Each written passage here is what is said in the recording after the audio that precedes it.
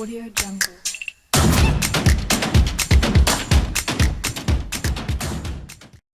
Good day, subscribers, and welcome to the Off the Cuff YouTube channel. Interviewing our guest today is none other than Joey Rasdien. How are you doing, bud? How's the pasta going? Yeah, the pasta is going lekker. I still have to bacha after this. So let's go. Our guest today, ladies and gentlemen, has played 119 matches for his country across all formats. He's the first non-white man to captain the South African cricket team. Currently, he's the head coach of one of the South African cricket franchises. Please join me in welcoming Ashwell Prince. Good evening. Good to be joining you guys on the show. Lekker, thank you. Thank you for making yourself available here, Ashwell Prince. My first question is, when you had that 501 partnership with Elvira Peterson, was the bowlers was really cockney? You gotta give us a little bit of credit, man, Joey. Don't be like that. No, look, it was a good partnership with Vero, obviously. One of the highlights of my career, definitely. I hope it's the same for him. You know, a lot of people might say that maybe the pitch was quite flat, but we did win the game. So it wasn't a draw, which means there was something in the pitch to get the result, if you know what I mean. So okay, was that innings better than the innings you played at the Oribi Parky cricket? Look, we're taking it right back now to my youth, obviously. And, you know, that's kind of where the love and everything started for the game. You know, where I grew up in Galvindale in PE, we had a nice big park in front of our house. And we lived like in a crescent. And obviously everybody who lived in the crescent and those from the surrounding streets in the neighborhood would gather there and kind of, that was our grounding in the game. We'd either play in the street or in the park, or we would take our team from our crescent and go to the next door street and play against their 11, whoever they had going there in their team. So those were the matches. Tell me about, was this called Banga Yard cricket? Yeah, absolutely. And it just depended on which venue you played, you know.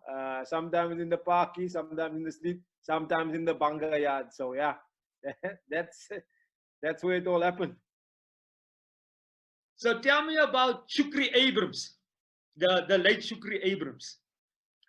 Yeah, look, Shukri was instrumental in our development. In those days, you know, it was pure passion for the game and love for the game. He was one of the guys who you can kind of say was a coach to us, although he wasn't an official qualified coach, whatever the case may be. But he's a few years older than me, or the late Shukri was a few years older than me. He was my brother's age, about 6-7 years older than me. I used to go and watch them play cricket and represent EP schools. In fact, Shukri was selected for the South African schools team. We're talking before Unity. We're still talking Sakos days. Yes, I played in a Sakos days. I probably played against him. Absolutely. So in those days, obviously he represented South African senior schools, SASA. And in our neighborhood and in our community, he was passionate. He had a bakkie. His father used to have a shop. He used to get the bakkie from the shop, always pick all the guys up, and he used to take us to the Banga Yard, and that's where we played, you know. And he used all kinds of balls that we could find, like hockey balls, tennis balls, tape them up. And we used to play full on kit. You used to get whoever's had any kit in the neighborhood, pads, helmets, gloves, alles, everything. So it was like, I want to know. We played on like a netball court. The light wasn't very good. I mean, if you batted in the night, you had to know your story, brother. So you must hear the ball also come. You not only see the ball, you must hear the ball. So what was more scarier? Who was the fastest bowler in Banga Yard cricket? Eish. Shukri, obviously at that time he could get it through. There was a few guys in those days, Dion Carolus, who also played for the Warriors, and Garnett, who also played for the Warriors and for the Lions and for South Africa. Look, I mean, you know, that was our schooling. But I'm proud to say that a lot of those guys went on to play first-class cricket and international cricket, you know. I just mentioned a couple of names there, Garnett and Bozy Carolus, obviously. But there's loads more. Junaid September, Nigel Brouwers, Rian Chichels, all these names, all these guys ended up playing first-class cricket. And what about a guy by the surname of America? Do you know what guy by the surname Joburg. So wait. So tell me something. What was more scarier? You facing Brett Schultz as a 16-year-old or 15-year-old in a Premier League domestic league game, or the yard cricket? No, look, I think, I mean, I probably played for Garvendale first team, I would say, before my time. Not so much because I was one of the most talented, more to do with the fact that I was always at the matches again, watching my brother play in the first team. He was playing in the first team. I would play my junior game in the morning. So at that stage, we were still I was still 14, I think, playing under 16s for the juniors, morning matches, and then go and watch the first team in the afternoon. So then I ended up playing in the first team because obviously when it comes to the end of the season, you know what it's like sometimes with the teams from the wood. When it comes to the end of the season, there's always one or two men short. I was there meant to be scoring. The next thing I found myself in the first team playing against Brett Schultz. So yeah, that was quite scary. I mean, this was Brett Schultz was already playing for the Proteas, and he was injured, and he was just starting to kind of get his fitness back to play for EP and then for the Proteas again. So his first game back was in a league game against Garvendale, and there I was, 14 years old, against you know, one of the meanest fast bowlers in the country at the time. So that was quite scary. Okay, so Mr. Simons, he was the guy probably that said to you, "Hey man, Ashwell, go play against this guy." Tell me about this guy, Mr. Simons. Listen, you know, we're going back again to Garvendale Cricket Club in the early days of Garvendale Cricket Club, and Mr. Simon is like, you know, in those days, our administrators, they didn't have one role, Joey, as you know. Mr. Simon was kind of one of the founding members of Garvendale Cricket Club. He was junior chairman, senior chairman. He was coaching us. He would get all the guys down to the nets. And you know the thing about Mr. Simon, he never ever owned a car. He walked all around Garvendale with his dog to school. Mr. Simon is a school teacher at Garvendale High School. He used to walk to school. Used to walk to the boys' houses to go and get them to come down to the nets. Then coach us there. Put his dog on the side. His dog must chill out while he's busy coaching us. But I mean, it was like an all-in-one type of administrator. In those days, you know, all those people, they never got any money for what they did in the game. It was pure love and passion for the game, you know. And I want to I think. Sorry. I want to make a documentary of Mr. Simon.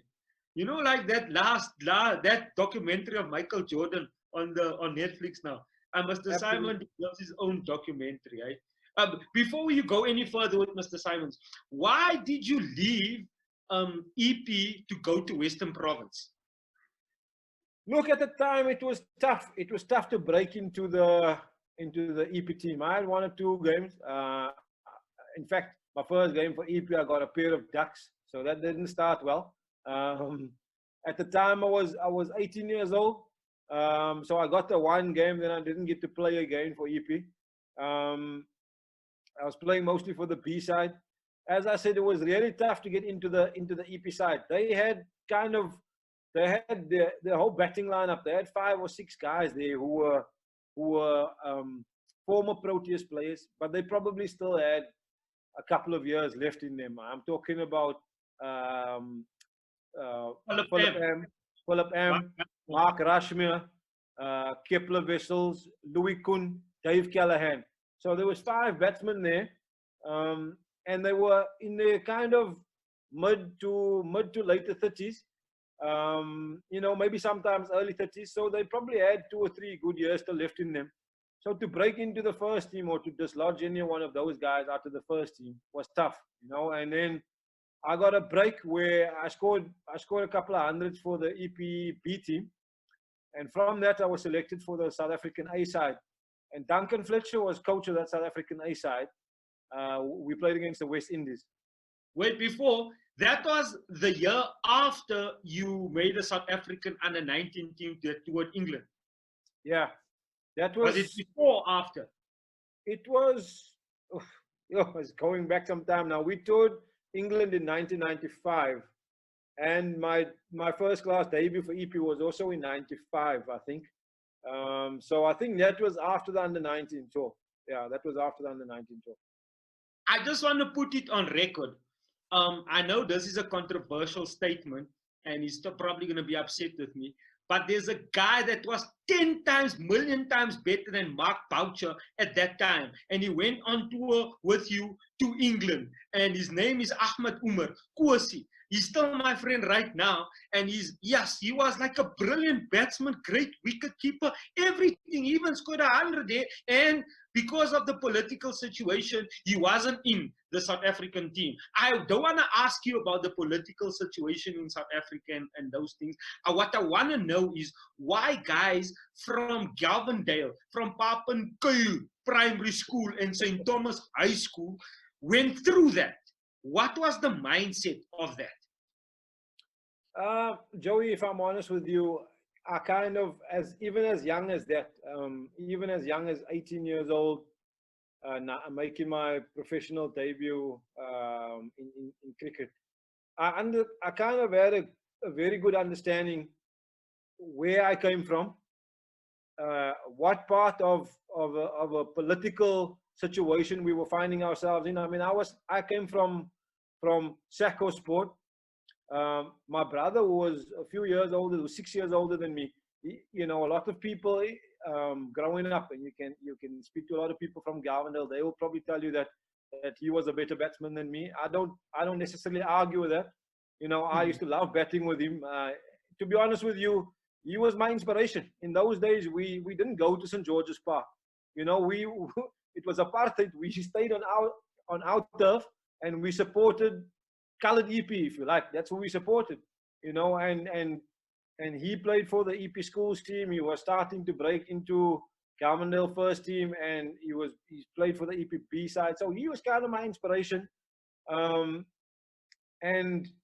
you know, I'd seen kind of what had happened to him in that transition phase of unity in 90. You know, it was just a perception that when you came from our side and you joined now with EP Cricket Board or onto the after Unity, when you joined with the white side, if you like. Yeah. It was called CAT, isn't it? Cricket Association of South Africa or something like that. Yeah. With Ali Bacher and Krich Makadich. Absolutely. You know, but the unfortunate part of that situation was that it was just assumed that everybody who's coming from the Sacco side, you know, wasn't good enough, and that you're coming into superior cricket now, so you have to come and learn from us. We will tell you how it's done and this and that. So for me, you know, as you say, you know, what made me get through all of that. I mean, I know my grounding in the game. I know how good the people were that I watched, and for me, it was important to prove that, no, man, you know, I don't believe that anybody is better because they are a lighter skin color or a different skin color. You know, for me, it was, hang on a minute. I know what my people are capable of. I watched these people all my life as a junior growing up. So you kind of had to, I kind of played the game, taking that responsibility on my shoulders to go and prove to South Africans and to the world, basically, nah, this is what our people can do. You know, maybe you people don't understand. Maybe you're underestimating our people. But this is what our people can do. And you know, this interview that I'm doing with you is kind of the first time that I'm expressing these kind of feelings. So you've proven that. You've proven that this is what you can do. That 100 at Lords was still one of my favorite hundreds ever. Like we were like 50 something for 5 or some stuff like that. And then you scored and you still batted and you made half of the runs of that innings. And then there was another 100 against Australia. That was also a duck 100 that you made. So those 200s comes from a place where you come from a place where you're pressure. Ons can pressure handle hierso. Now my thing is, without having the facilities and the privilege and the opportunities to go to good schools, you guys from Javendale still achieved. I'm trying to find that ingredient. What is that ingredient? So for me, it was always about, look, I'm a youngster. You're talking about me as an 18-year-old. I'm a youngster. I know that I'm not the best player yet that I'm going to be. I'm still on the journey of becoming the best player that I can be. But ultimately, what is it that we needed, you know, for you to be able to show what you can do? The one thing that you need in life, in any walk of life, whether it be sport, business, whatever the case may be, is opportunity. All I wanted was opportunity to show what I can do. You're talking about lack of facilities, a lack of this and that. You know, I always think about the West Indies, the all-conquering West Indies. You know what I'm saying? Yes, I'm talking about that. Wait, speaking about that, you must, after that, just explain what's your relationship with Jean Baptiste, but continue the all-conquering West Indies, Usain Bolt, because you are a fast runner as well, apparently. And I watch your Instagram stories. You're really good at soccer. Take us through that as well. But start with the West Indies and opportunity. It's very important for people to understand that if there's an opportunity, don't cock it up. Take it. Absolutely. Take us through that. Absolutely. So coming back to the all-conquering West Indies, you know, they beat the Australians in Australia. They beat the English in England. And you've got to be inspired by things like that, because you've got to ask yourself, the West Indians that beat everybody, that dominated cricket for that length of time under Clive Lloyd and then under Viv Richards' captaincy, did they have all the facilities did they have better facilities than the English? Did they have better facilities than the Australians? No, not at all, not by any stretch of the imagination. But they found a way. You know, they had the skill, they had the ability, they had the athleticism, they had all the ingredients that you needed.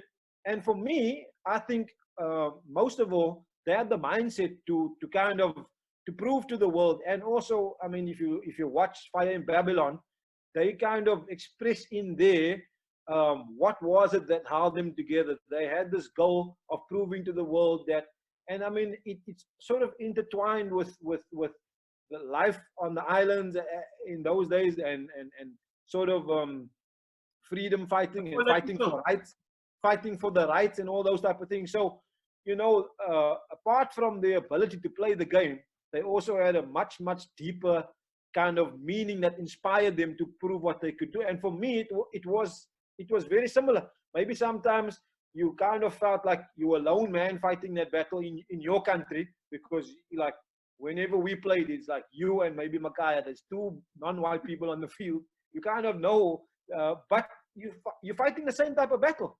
You're fighting to prove what your people's worth is. You know what I'm saying? And that you shouldn't be judged because of the color. You know, and then that's... Wait, I saw you play soccer. I saw you play soccer on Instagram. Tell us about this soccer. Tell us about how you were also a fast runner.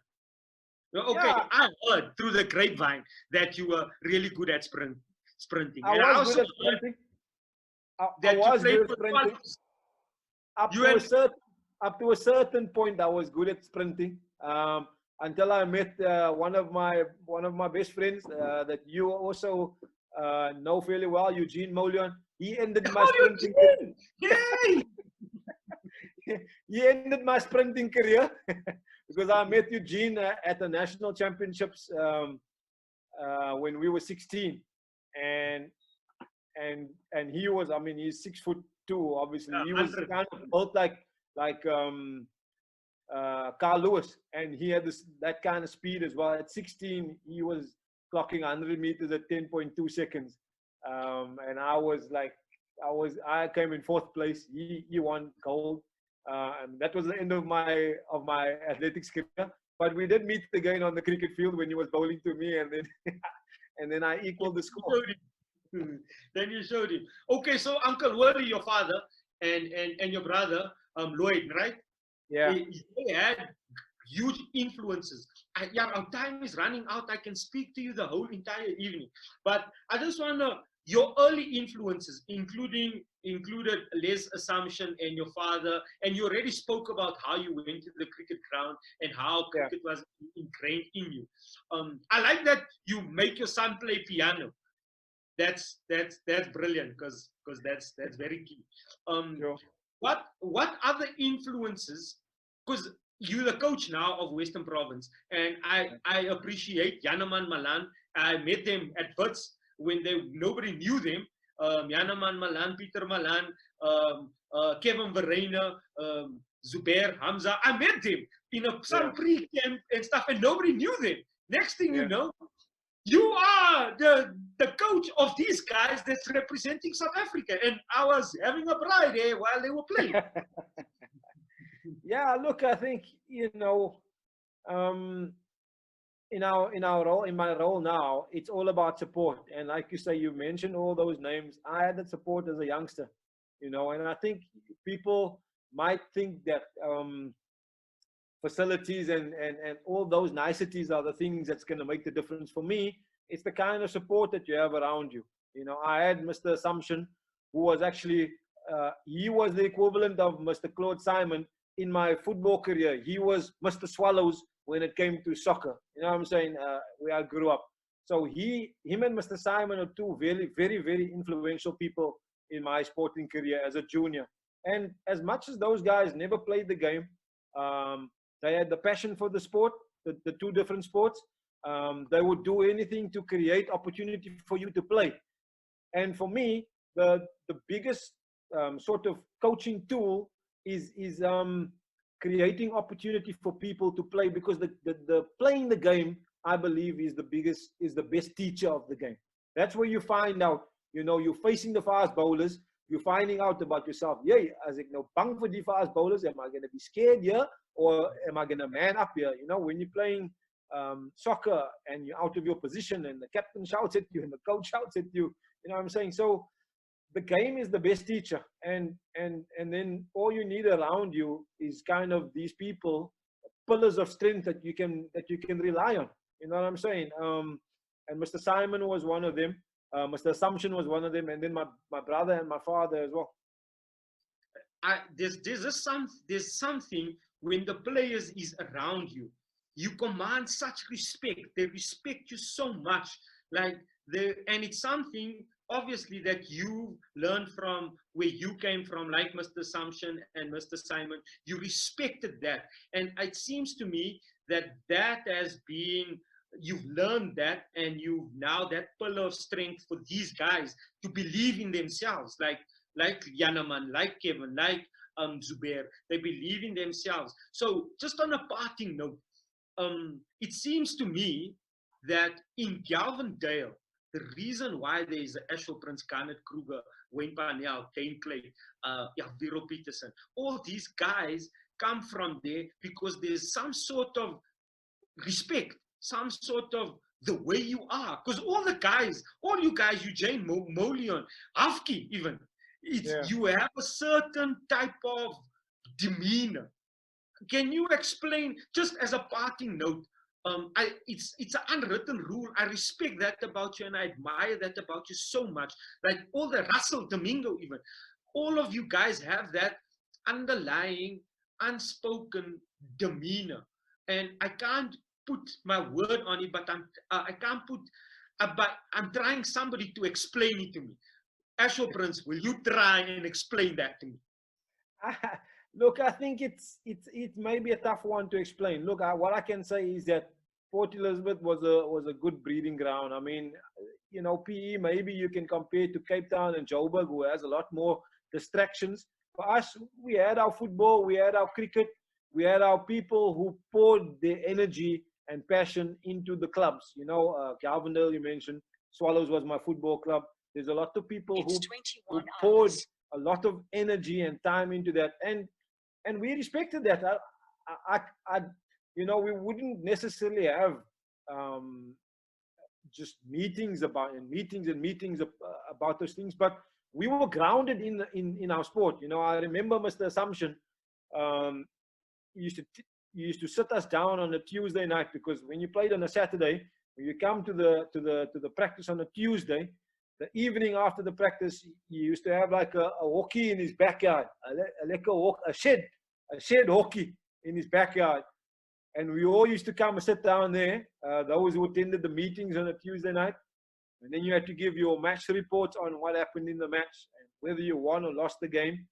Captains had to give a report on the match. So it was really structured. There wasn't, like I say, again, there wasn't a lot of finance. There wasn't the things that you think bring success.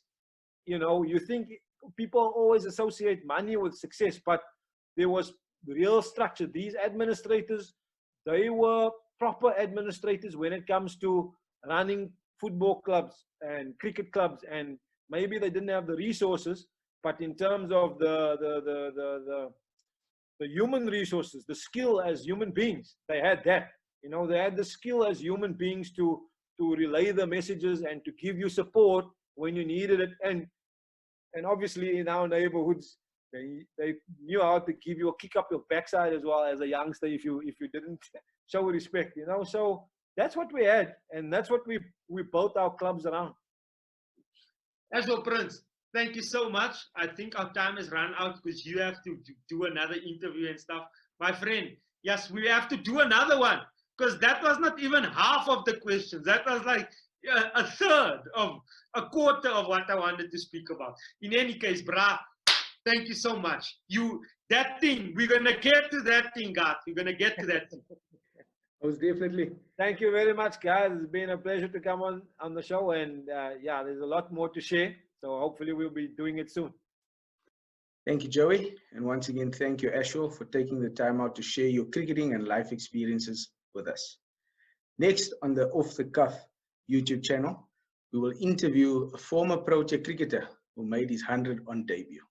Until next time. Audio Jungle.